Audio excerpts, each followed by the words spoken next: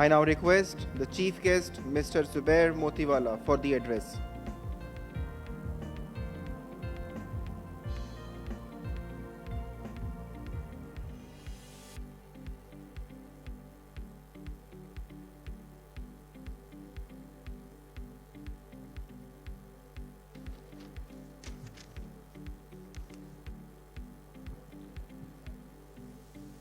Bismillahirrahmanirrahim. Dr. Zaki Rashid, Dr. Kamran Raza, Dr. Mirza Amin, Dr. Wasim Qazi, Vice Chancellor, Muhammad Idris, President Karachi Chamber, and Chairman and Chancellor Unaid Lakhani. Ladies and gentlemen, parents of the passing out students, members of the Chamber, members of the business community, and above all, the recipients of today's MBA degrees. Assalamu alaikum. It is indeed a pleasure and honor for me to address from this podium to you all. I congratulate wholeheartedly the newly graduated students. And I feel that this is a momentous day in their life. This is a day which they will never forget, because from tomorrow they have to enter into a practical and professional life. And that life is not it's not bed of roses. It might be difficult. It might be, you have to use all your courage, wisdom, and never lose hope. That is my advice to all of you sitting here. Things are not very bright and very good while you're passing out. Post-COVID era, or still we are in the COVID era, sometimes Omicron and sometimes whatnot. All these virus and viral things are going on in the country, all over the world rather. So the economies have shrunk, work from home is going on, people are reducing the strength of their staff. So what works in these circumstances? In these circumstances, only thing which works is your courage. Never losing hope.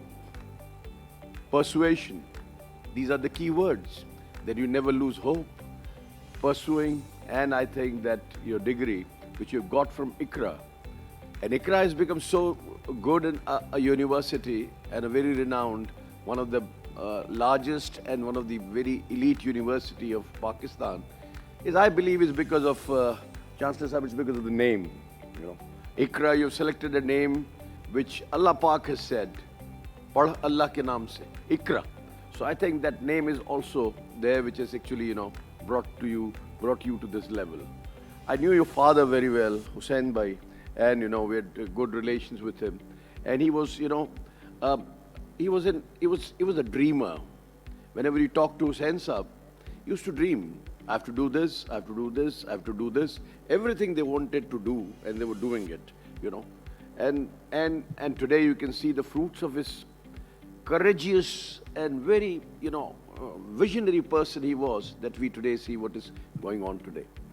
What I further want to talk is about the economy of Pakistan.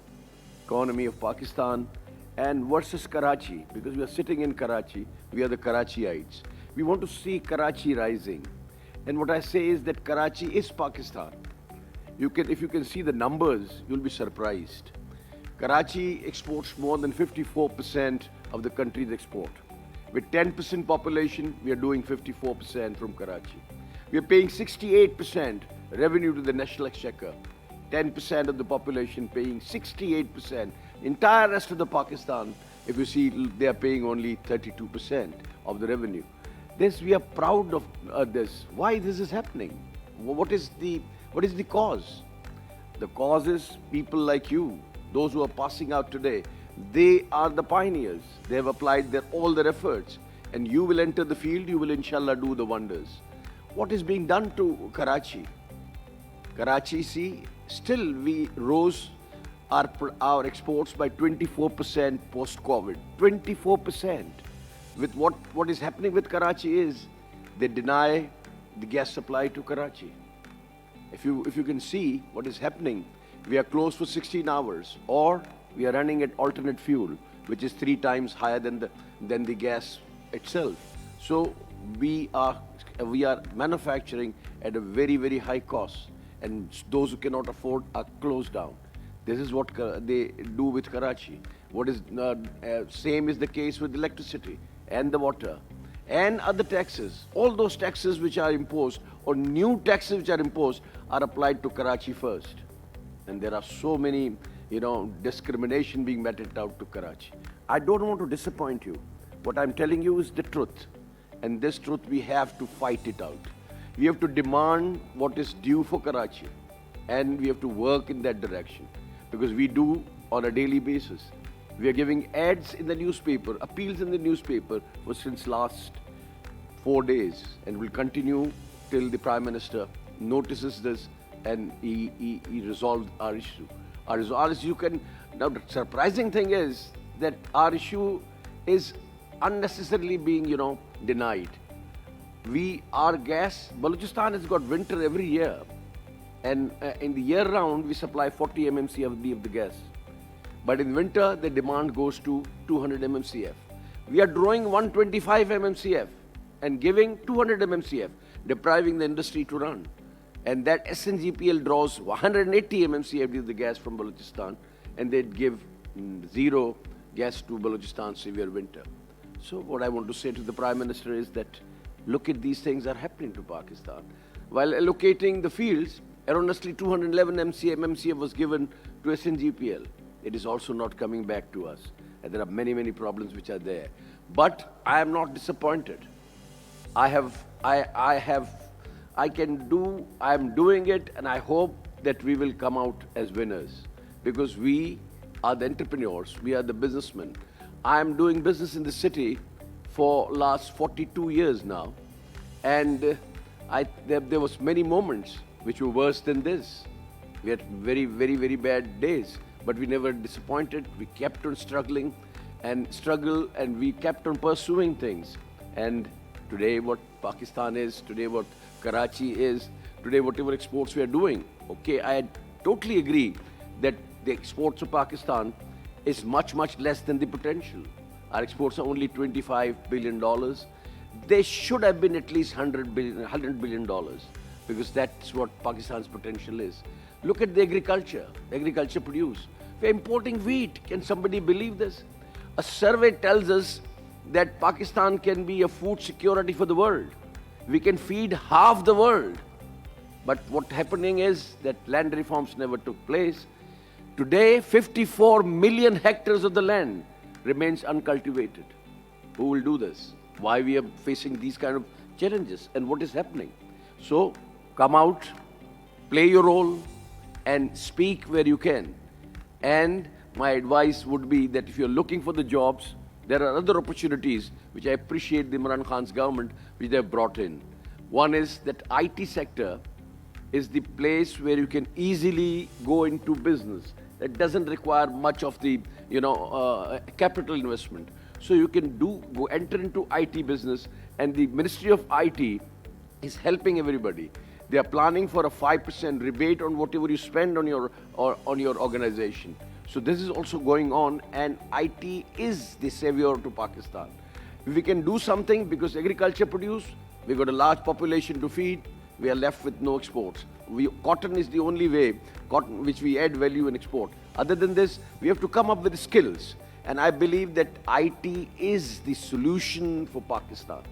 The other thing is that the SMEs, this government is helping SMEs like anything. Come up with your own program, come up with your smaller size businesses. And State Bank has got ready schemes available to you. If you read today's newspaper, State Bank Governor has strictly told the banks to help SMEs at every cost. So this is the second line which you can come in and do your own business. Don't get disappointed. You might have tough times, but I think that tougher times make the guy tough. You will become more tougher when you face the tougher challenges. These are the challenges of life, and we have to challenge them. And Karachi Chamber of Commerce and Industry would definitely help you in getting that IT, entry to IT system and IT business. We can help, we will have a desk. We also are opening a desk of investment promotion, investment board of investment, federal board of investment in Karachi chamber. You can come to Karachi chamber and get help for your future programs. We'll be ready to help.